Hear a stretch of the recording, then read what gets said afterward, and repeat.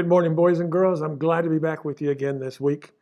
Um, Last week, we studied about Jesus calming the storm. He just spoke, and the Bible tells us that the wind ceased and the sea was calm.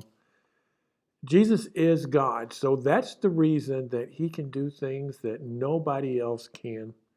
He has power over sickness and death, and as we learned last week, he has power over storms and nature. But even though Jesus had calmed the storms and done other miracles before the disciples, time and time again, they still did not know who he was. They even asked each other, "Who is this? Even the wind and the waves obey him."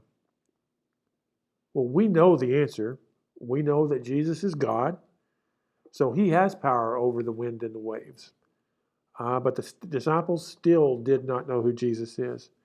Even though they'd been given many clues, they'd seen many miracles, they had watched him perform all these things during his ministry on earth, they still didn't fully understand who Jesus was. In our story today, Jesus is going to perform another one of those miracles. So I want you to watch and listen closely, find out what that next miracle is. SomaKids presents the Jesus Storybook Bible.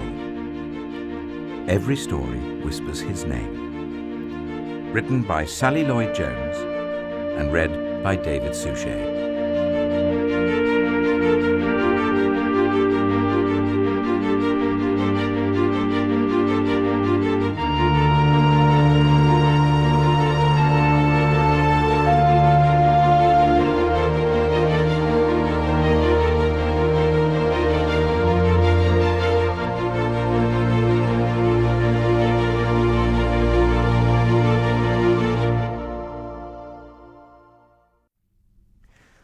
Filled full.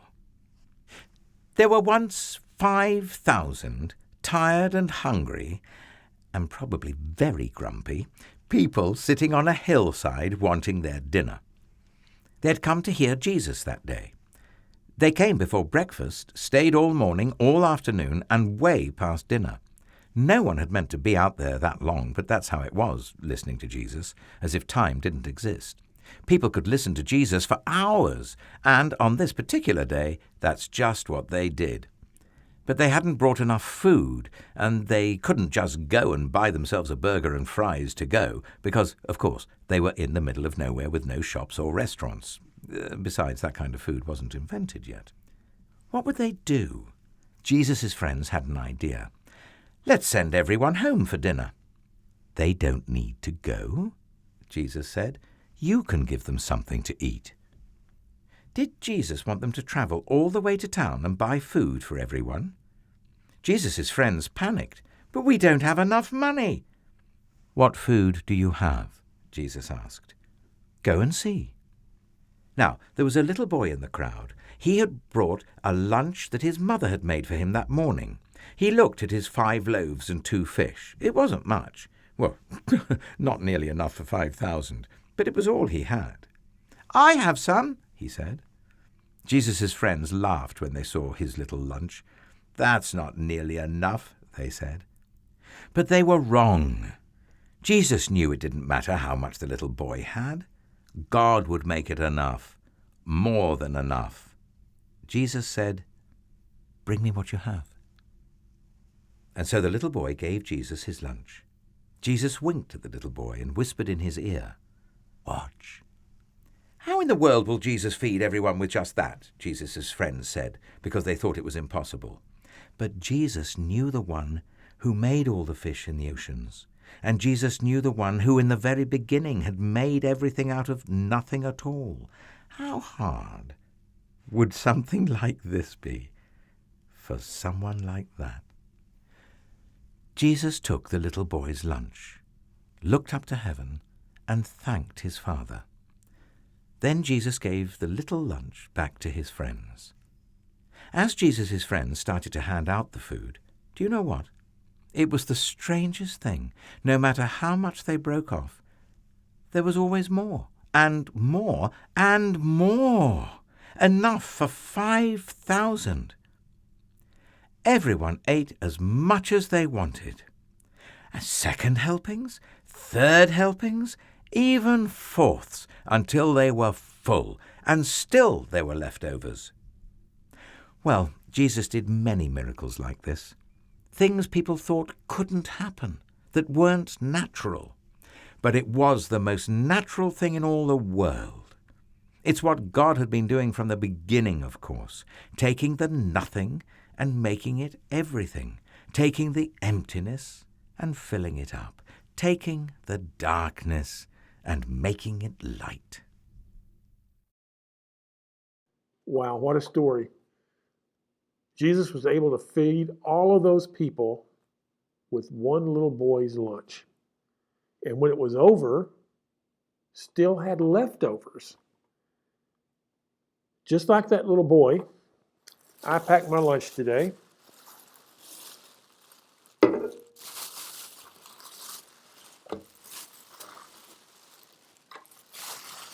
Got me a peanut butter and jelly sandwich, and I got me a bag of Cheetos.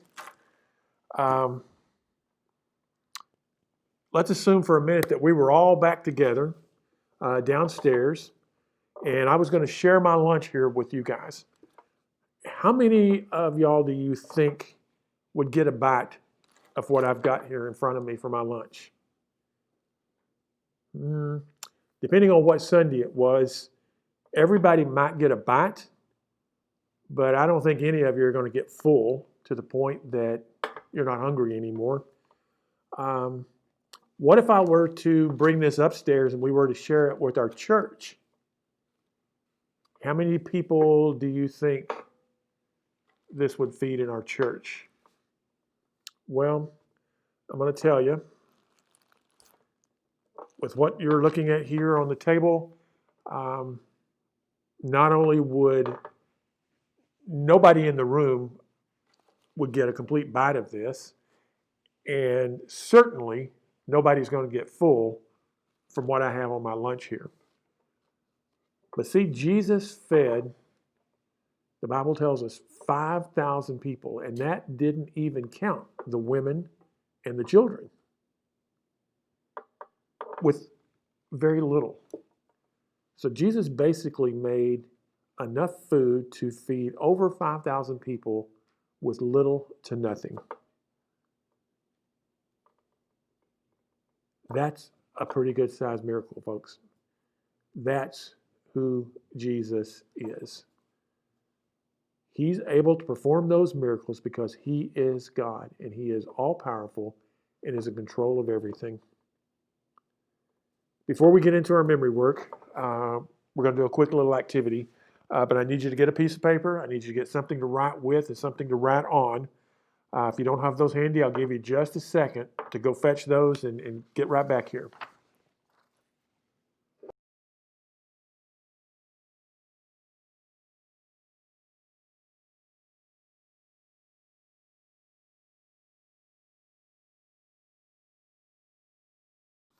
All right, here's what we're going to do. I'm going to read a sentence, and where I say the word blank, you write down the answer that goes in that blank, and then draw a picture of that answer on your paper. So, for example, if I said I have blank fingers on my hand, you would write the number 5 on your paper, and then you would draw my hand or your hand that has 5 fingers on it.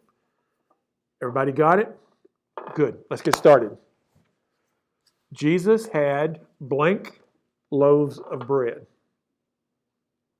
So how many loaves of bread were there? That's right. There were 5. Now draw those 5 loaves of bread on your paper. I'll give you just a minute.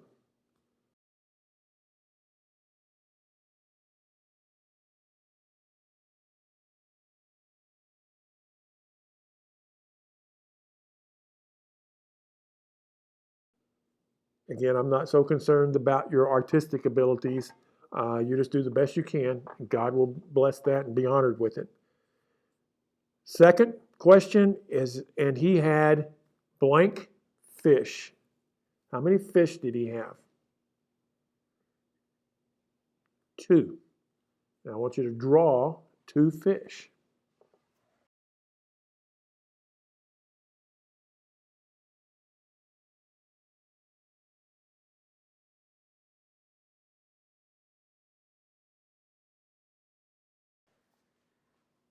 And yet he fed more than blank people. How many people did Jesus feed? Think back to our story now. How many people did Jesus feed? The Bible tells us that he fed more than 5,000 people. Now, don't get silly and crazy. I don't want you to draw 5,000 people on your piece of paper there, but you can draw a crowd or something similar to a crowd. And I'll give you just a minute to finish that up.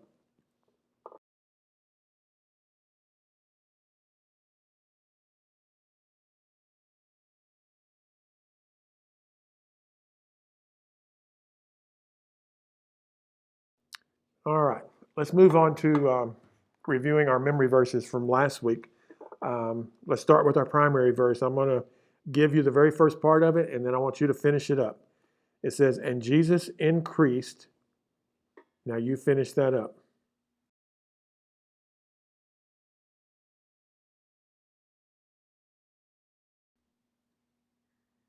Very good. Let's say it all together now. And Jesus increased in wisdom and stature and in favor with God and man. That's Luke 2:52. And remember, our bonus verse came from Luke. And I'll start you off with the very first part of it, and you finish it up. It says, for the Son of Man, you fill in the rest of it.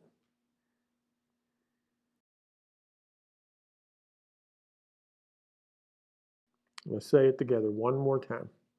For the Son of Man came to seek and to save the lost. Luke 19:10. Now I want to move on to our memory work for this week. Our primary verse comes out of 1 Chronicles. It says, sing to him, sing praises to him, tell of all his wondrous works. 1 Chronicles 16:9. Let's say it all together. Sing to him, sing praises to him, tell of all his wondrous works. 1 Chronicles 16:9. This time, I'm going to get us started, and as we usually do, I want you to try to finish it up on your own. Sing to him, sing praises. Very good. Let's say that together one more time. Sing to him, sing praises to him, tell of all his wondrous works. 1 Chronicles 16:9. Now, our bonus verse this week comes from 1 Thessalonians, and it goes like this. Give thanks in all circumstances, for this is the will of God in Christ Jesus for you. 1 Thessalonians 5:18. Say it with me. Give thanks in all circumstances, for this is the will of God in Christ Jesus for you. 1 Thessalonians 5:18. Now, let's jump over to our memory work on the books of the Bible. We've been reviewing, for the last couple of weeks, we've been reviewing the books of the New Testament that were in the Gospels, the history, and Paul's letters, and you can see them over here. This week, I want to move to the last 2 divisions in the New Testament. Somebody tell me what they are. General letters and prophecy, that's right.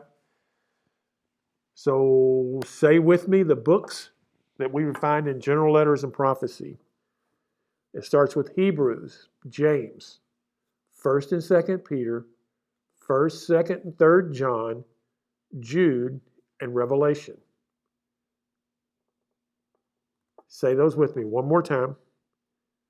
Hebrews, James, 1st and 2nd Peter, 1st, 2nd, 3rd John, Jude, and Revelation. Now, I'm going to start us and I want you to finish it. Hebrews, James. Now you finish them up.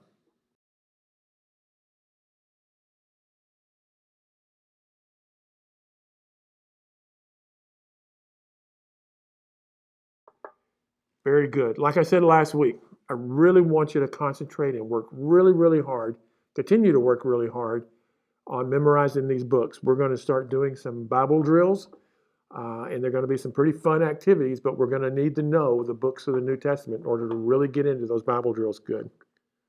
Wow, I don't know where the time goes away to each week, but we've had another great week here learning about Jesus and who he is. So let's pray. Please bow your heads and close your eyes. Most gracious Heavenly Father, thank you for each boy and girl that you've brought here today. Lord, thank you that you're all powerful and that you could take basically nothing and turning it into enough to feed over 5,000 people and have plenty left over. God, you are all powerful. You are a God of miracles. You can do things that nobody else can do. Lord, as we continue to learn more about you and who you are, let us remember, Lord, not necessarily the stories, but Lord, what those stories represent of who you are, about your character, that you love us so much, that you would care for us more than you cared for your creation of the flowers and the birds. Lord, thank you again for each one of these boys and girls. I just pray that you keep them safe and healthy during this upcoming week and bring them back again next week. And it's in your precious name I pray. Amen. Parents, boys and girls, that's it for another week. Keep up the good work on your memory verses. Keep up the good work on memorizing the books of the New Testament. I hope you have another great week, and I'll see you right back here, same time, same place next week. Have a good one.